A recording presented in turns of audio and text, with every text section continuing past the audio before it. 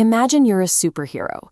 You have an entire city to save, but there is an immediate practical problem standing in your way. High-strength web fluid is expensive. To fund your crime fighting, you decide to start a high-speed aerial delivery service called WebDash. In doing this, you have officially become an entrepreneur.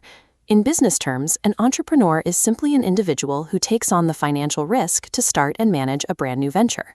You might have the superpowers to stop a train, but before you can do that, you have to embrace the very real human responsibility of building a financially stable business from the ground up.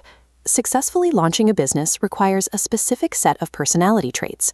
First, you have to be creative and innovative. For our hero, that means inventing a completely new method of aerial delivery to carve out a unique spot in a crowded market. You also have to be a hardworking risk-taker.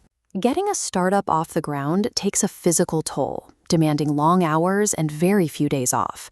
It also requires a financial leap of faith, which often means putting your own personal savings on the line to buy your first batch of supplies. When things inevitably go wrong, a package is dropped or a customer complains, you need the optimism to see a better future and the self-confidence to bounce back and convince others that your service is still reliable. This diagram shows the common characteristics of an entrepreneur, branching out into the inherent benefits like independence and higher income, and the disadvantages like financial risk and the initial lack of business experience. Having a great idea is a good start, but surviving those grueling early months requires this specific psychological profile. Let's say WebDash needs a loan to buy a better communication system. Our hero walks into a bank, eager to explain how fast she can swing across town. But the bank manager says no. Enthusiasm alone cannot secure a loan. The bank needs to see a formal business plan. A business plan is a written document detailing exactly how the business will operate.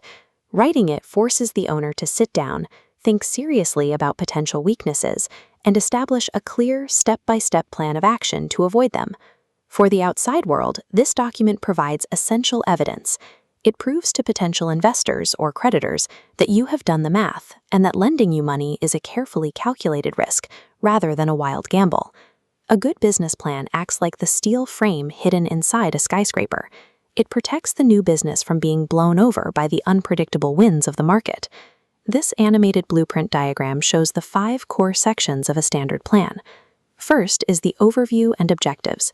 This establishes exactly who you are, what the business does, and your primary goals for survival and profit over the first year.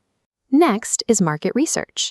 This pie chart breaks down exactly who your target customers are, who your competitors are, and the specific strategies you will use to convince people to buy your service. Then we look at resources and operations. This map lays out the physical realities of the business, the premises you'll rent, the equipment you'll use, and the logistical routes required to actually deliver the product to the customer. Fourth is personnel. This organizational chart shows the human resources side, detailing the specific skills you need to hire and the management structure required to keep everything running smoothly. Finally, the financial forecasts. This rising bar chart illustrates your projected cash flows and income statements, proving mathematically that the business will bring in more money than it spends. By mapping all of this out, a risky vigilante mission becomes a professional, investable enterprise. The bank isn't the only place to look for funding. Local governments are often just as important for helping new enterprises get off the ground. Governments step in because new businesses solve major problems for the city. Startups hire local workers, which reduces unemployment. They increase competition, which gives consumers better choices, and they boost the overall economic output of the country. To encourage this, governments offer financial support.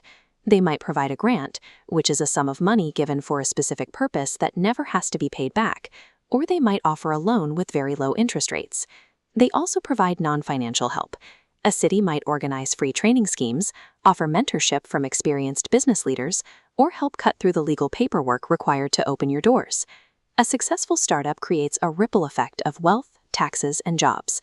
Therefore, the government wants to be an active partner in your success. As you study these concepts, there's a common trap you need to avoid when exams ask you how to measure the size of a business. Many students assume that the business making the most money is the biggest, but profit is a measure of performance, not a measure of size. Think about it. A solo software developer working out of a bedroom could invent an app and make millions in pure profit.